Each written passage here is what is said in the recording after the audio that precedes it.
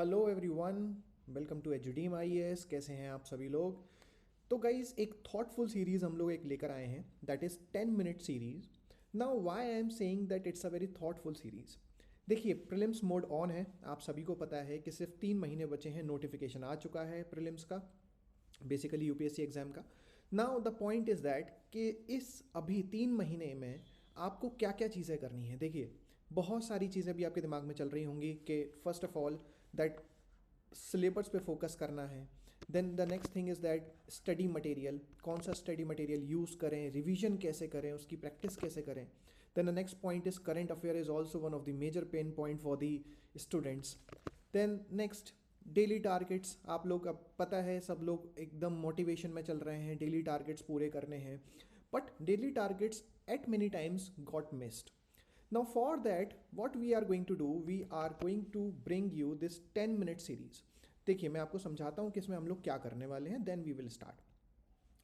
See, very first thing which we are going to do is we are going to give you the concise overview of each topic. देखिए, एक subject हम लोग उठाएंगे. For example, we are going to start the economy. Now in the economy हम लोग एक topic उठाएंगे and then we are going to cover this in a 10 minute. Now so it's a kind of quick summary. ठीक है, quick summary होगा एक तरीके से, and it's going to help you to better recall the things. Now let me help you in this, how we are going to do that. तो देखिए, suppose कीजिए कि अगर मैं कोई भी एक टॉपिक उठा रहा हूँ, उसको समझा रहा हूँ, then I am going to give you the relevant example so that आप उसको अच्छे से मेमोराइज कर पाएंगे. Next, we are going to provide you enhance understanding of the topics. हर एक टॉपिक में क्या क्या चीज़ें इंपॉर्टेंट हैं, वो सभी चीज़ें हम लोग एक ही जगह पे, एक ही पेज में मैं आपको दूंगा एक वर्ड आई व्यू, जिससे कि आपको आइडिया लग जाएगा कि मुझे क्या क्या चीज़ें इस पर्टिकुलर टॉपिक में याद रखनी है, and they are very important.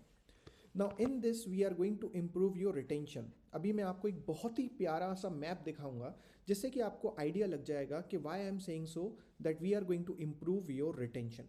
देखिए, इस टेक्निक को हम लोग बोलते हैं active recall.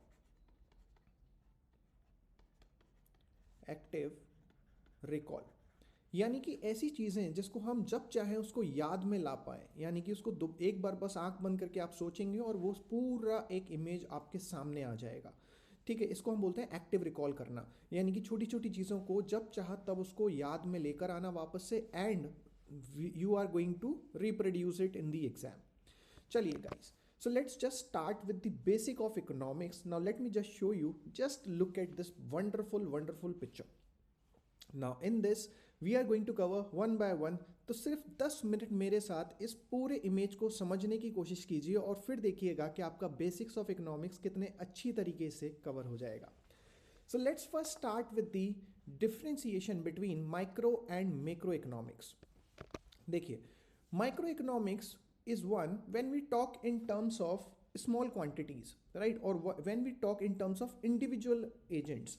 See, understand, when we are talking, let's say that what is the price of a particular vegetable, so we are talking about a very small thing in an economy. देखिए, economy बहुत बड़ी चीज़ है और उसके अंदर एक हम बहुत छोटी सी बात कर रहे हैं, that what is the price of, let's say, apple, or what is the price of fruit. Now understand, when we are talking in that level, जब हम इतना नीचे इतने छोटे लेवल पे जब हम लोग बात कर रहे हैं इकोनॉमी में, that is what we called microeconomics. Also suppose कीजिए अगर मैं इंडिविजुअल फर्म की बात कर रहा हूँ, that is also called micro economics. On the other hand, when you talk about the macroeconomics, this takes economy as a whole. So here you can see economy as a whole. देखिए, जब हम लोग बात करते हैं कि how is your, let's say how is your job is going on, तो आप बोलेंगे it's going good. On the other hand, when I am talking about, so that is basically the microeconomics. So when we talk about the macroeconomics, I will talk about the employment, unemployment in the whole country. Another example, suppose if I am asking you what is the price of onion going on right now, आप अपने near by market में जाएंगे और उसको पता करेंगे, and you are going to say कि sir, let's say 40 rupees per KG is the price of onion. Now suppose if I am talking about the increase in the price of a onion, that is what I am talking about, the microeconomics. On the other hand, when we talk about the general increase in the price of goods and services, as you can see the inflation here, so that is what we called the macroeconomics. So I hope you could understand this thing कि microeconomics when we are talking about the individual basis and macroeconomics when we are going to talk about the economy as a whole. So guys, you have covered this first part. Now next thing is that before moving forward we need to understand what do we mean by the economics. देखिए economics क्या होता है. So economics is the study of making decision in the scarcity of resources. So here I am talking about scarcity of resources. देखिए scarcity of resources का क्या मतलब है. जब भी हमें कोई भी गुड्स एंड सर्विसेज प्रोड्यूस करना है, उस गुड्स एंड सर्विसेज को प्रोड्यूस करने के लिए वी रिक्वायर रिसोर्सेज, और ये रिसोर्सेज हमारे पास अनलिमिटेड अमाउंट में नहीं है. ठीक है, तो उसको बनाने के लिए जो रिसोर्सेज हमें चाहिए उस रिसोर्सेज को हम लोग बोलते हैं factors of production. So as you can see our second topic that is factors of production. अब देखिए 4 चीजें होती हैं इस फैक्टर्स ऑफ प्रोडक्शन में, that is land, labour, capital and entrepreneur. Land, labour, capital, entrepreneur. ठीक है, 4 चीजें हैं. Now what do we mean by the land. Land is basically all the natural resources, जो भी हम लोग नेचुरल रिसोर्सेज हमारे पास हैं, that is what we included under the land. So basically it is the raw material. तो जैसे कि हम लोग बात करते हैं माइनिंग करना या soil which we are using to grow crops, all these are come under the land. On the other hand we have labour. So labour is basically the human effort. अब देखिए ह्यूमन एफर्ट 2 तरीके का होता है. एक होता है physical effort, जैसे कि आपको इस इमेज में शो हो रहा होगा. Another one is the mental effort which I am doing it for you. ठीक है, मैं आपको पढ़ा रहा हूं तो ये क्या है, अभी मैं मेंटल एफर्ट कर रहा हूं. On the other hand we have the capital. देखिए capital again is of two types. Capital can be a fixed capital, जैसे कि इस रिकॉर्डिंग करते समय मुझे लैपटॉप का यूज करना पड़ रहा है और अदर इक्विपमेंट्स का यूज करना पड़ रहा है. So that is what we called the fixed capital. On the other hand we have working capital. So working capital is the I would say liquid capital. देखिए किसी भी ऑर्गेनाइजेशन में आपको day to day business conduct करने के लिए liquid capital होना बहुत ज़रूरी है. ठीक है, फॉर एग्जाम्पल रोज़मर्रा के खर्चे जो भी एक किसी पर्टिकुलर कंपनी में हो रहे हैं उसको हम क्या बोलेंगे, वर्किंग कैपिटल के थ्रू करेंगे. क्लियर है. चलिए, on the other hand we have entrepreneur. So entrepreneur is the risk taking individual, और ये वो इंडिविजुअल है जो सभी फैक्टर्स ऑफ प्रोडक्शन को एक साथ लेकर आता है किसी भी गुड्स एंड सर्विसेज को प्रोड्यूस करने के लिए, चाहे वो लैंड हो, लेबर हो, कैपिटल हो, राइट. और खुद वो एंटरप्रेन्योर तो है ही.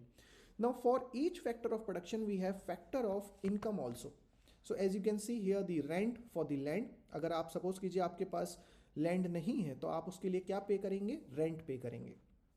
Suppose if you does not have a labour, मतलब आप खुद से काम नहीं करना चाहते या आपके अलावा आपको किसी और की भी ज़रूरत है, लेबर एफर्ट की यानी ह्यूमन एफर्ट की ज़रूरत है, so you are going to pay the wages. On the other hand for the capital same, you are going to pay the interest, and for the entrepreneur it's all about the profit. ठीक है, entrepreneur without profit, why he is going to work?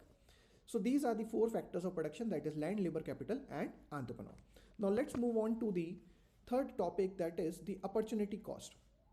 Now understand guys, many a times as I have just told you that we have scarcity of resources. So when resources are scarce, और देखिए resources सिर्फ पैसे के बारे में नहीं है, resources कुछ भी हो सकता है, वो मैं अभी आपको जस्ट एग्जांपल से बताऊंगा. देखिए जब भी आपके पास कोई भी रिसोर्सेज है और आपको उस रिसोर्सेज को लेके डिसीजन लेना है, because these resources are not unlimited, तो अगर आपको डिसीजन लेना है तो उसमें आपकी अपॉर्चुनिटी कॉस्ट इन्वॉल्व होती है.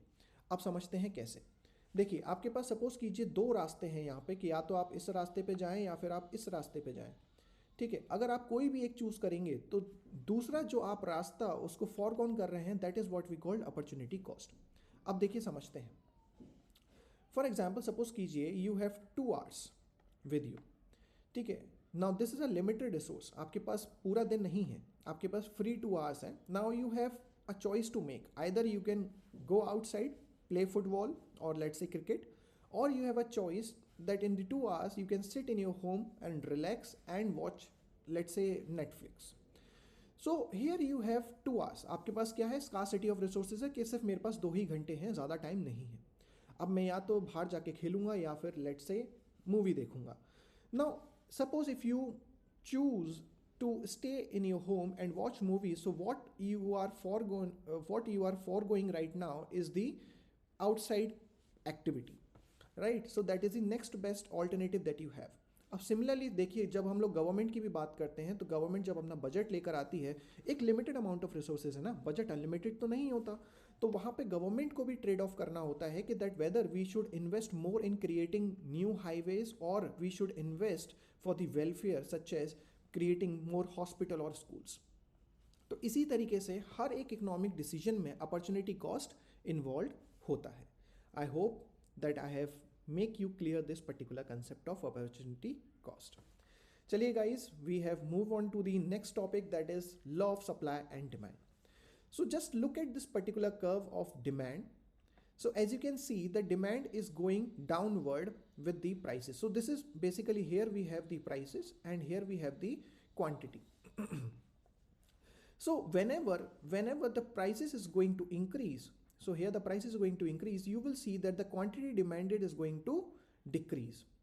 Getting? The quantity demanded is going to decrease. So that simply shows that the demand is inversely proportional to the prices. So whenever prices increases, demand is going to decrease. Clear? तो आप suppose कीजिए कि let's say that the prices of the petrol is increasing, right? इतना increase हो गया है, let's say 500 rupees per liter पे पहुंच गया। तो अब आप सोच के देखिए, क्या आप अभी भी उतना ही पेट्रोल यूज करेंगे जो कि आप पहले 100 रुपीज पर लीटर पे यूज करते थे? No, right? So that's not the case.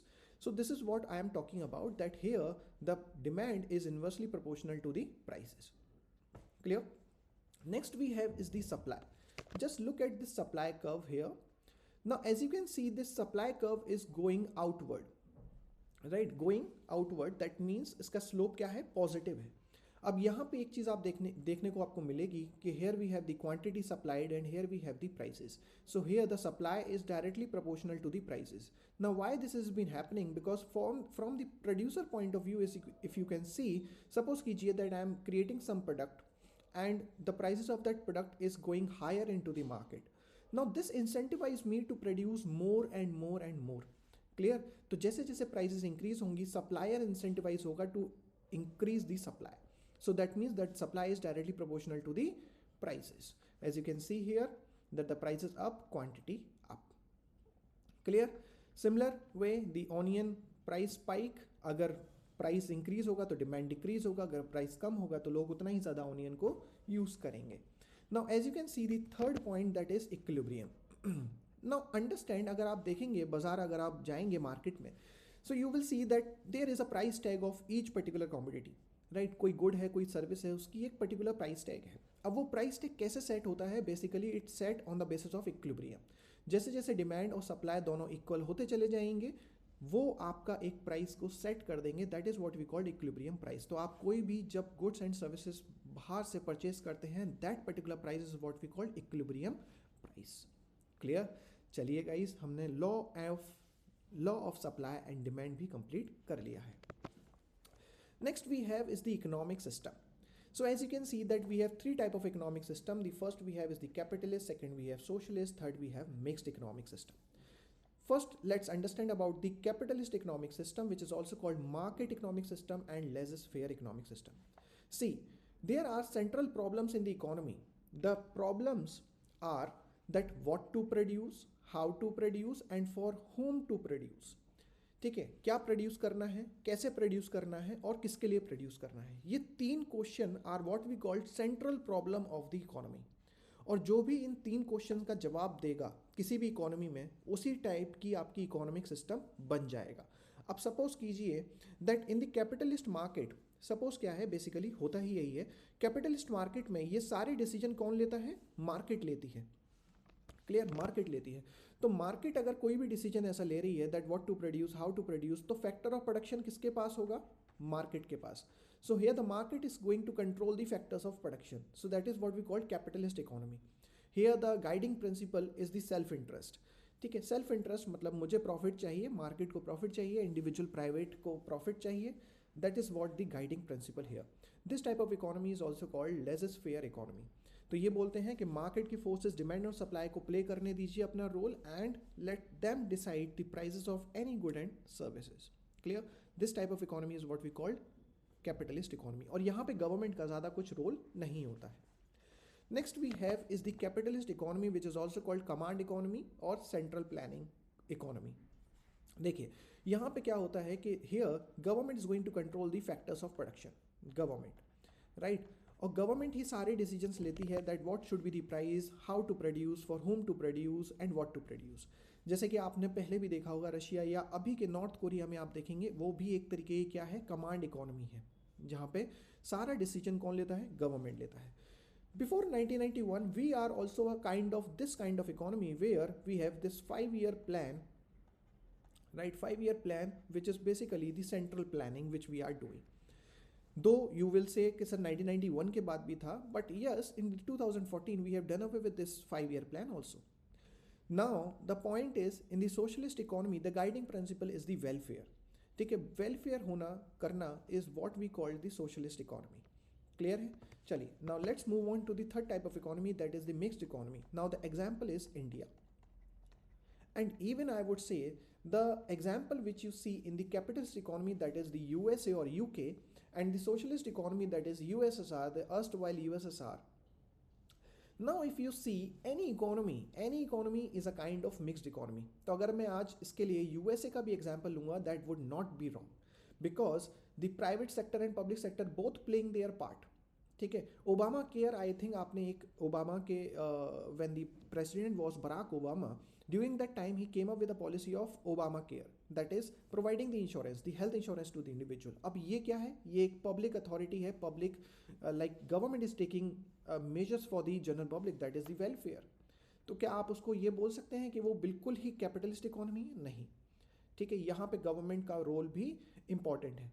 और देखिए ये हुआ कब है, when we have the capitalist economy, right? Before the Great Depression, USA was the complete capitalist economy, but soon after that the Keynesian economics take into control, and then this Keynesian economics led to the intervention of the government. So now we have this mixed economy. Now moving on to the last topic, that is GDP and inflation. More about these topics we are going to cover, don't worry. So GDP is the total value of final goods and services. ठीक है, total value की बात कर रहे हैं हम लोग, price की बात कर रहे हैं यहाँ पे। We are not going to concern with the basically the quantity. So we have the real GDP, nominal GDP, again don't worry, अलग से वीडियो होगा हमारे पास नेशनल इनकम अकाउंटिंग का, उसमें हम लोग डिस्कस करेंगे। Inflation is nothing but the sustained increase in the price of goods and services. Demand pull inflation होता है, कॉस्ट पुश इन्फ्लेशन होता है, एंड सीपीआई से हम लोग मेजर करते हैं। ठीक है, कुछ कंसेप्ट जैसे कि स्कार्सिटी मैंने आपको बताया, लिमिटेड रिसोर्सेज है जैसे कि coal shortage. Next we have public good. अब देखिए पब्लिक गुड क्या होता है, दैट एनी गुड, किसी भी गुड का हम लोग कैसे डिफ्रेंशिएट करते हैं, by taking into consideration two things. First one is excludability, another one is rivalrousness. देखिए excludability means that suppose a particular good is excluding some kind of population और नॉट। ठीक है, another thing is the rivalrousness, that means that my consumption is affecting your consumption और not. अब suppose करके चलिए, let's say that किसी particular brand का एक कोई let's say there is a sweatshirt of a particular brand.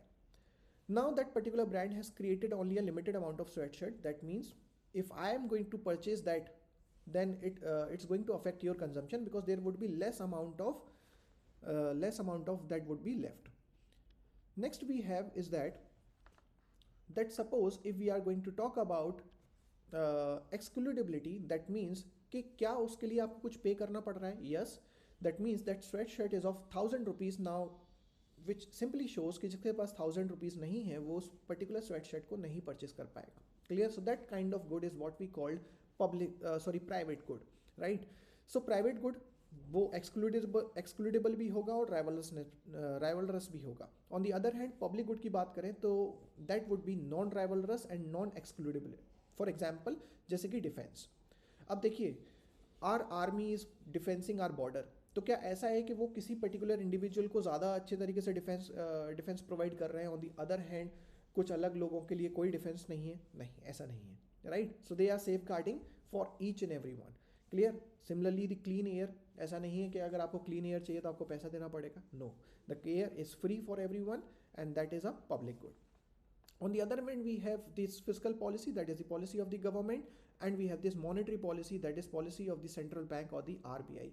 Both we are going to discuss in the separate chapters, so don't worry about that. I hope you have loved this particular video in which we have covered all these topics in just few minutes.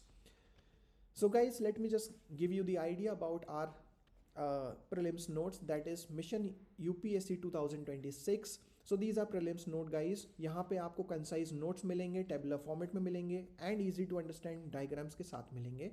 Next we have this current affair coverage, that is 360 degree UPSC syllabus coverage with special current affair. अब देखिए, जो हमने current affair बनाया उसमें the Hindu, Indian Express, PIB, other standard magazine, सभी कुछ हमने include किया है. And also you will see कि हर करंट अफेयर के साथ में आपको एक एमसीक्यू भी मिलेगा. अब ये आपको हेल्प करेगा to convert your knowledge into application. Next we have this comprehensive coverage of 15 years PYQ. तो यहाँ पे हमने पीवाईक्यू की मैपिंग भी की है. दैट मीन्स कि अगर आपने हमारा पूरा ये नोट्स एक बार पढ़ लिया, देन उसके बाद आपको अलग से पीवाईक्यू पढ़ने की ज़रूरत नहीं होगी. और जैसा कि मैं आपको बता दूँ, बहुत ही अच्छी चीज़ है, आप देखेंगे भी वो चीज़ कि यूपीएससी कई बार स्पेशली इन द इकोनॉमी बहुत सारे क्वेश्चंस रिपीट करता है. यस, आप देख लीजिए, ठीक है. बैंक बोर्ड ब्यूरो पे 2017 में भी क्वेश्चन आया था. Then we have in 2019 also same question, same, right. Similarly BOP के ऊपर भी 2 टाइम्स क्वेश्चन आया है. इसी तरीके से आप देखेंगे कि multiple times the same question has been repeated. Now each topic is reverse engineered in this particular notes. तो आपको देखने को मिलेगा कि किस तरीके से क्वेश्चन पूछा गया है नोट्स में, उसी तरीके से वो चीज़ें कवर्ड होंगी. Clear?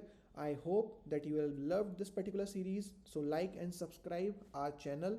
Guys, here is the QR code for our Telegram channel, so you can join that up and let's stay connected. Thank you guys.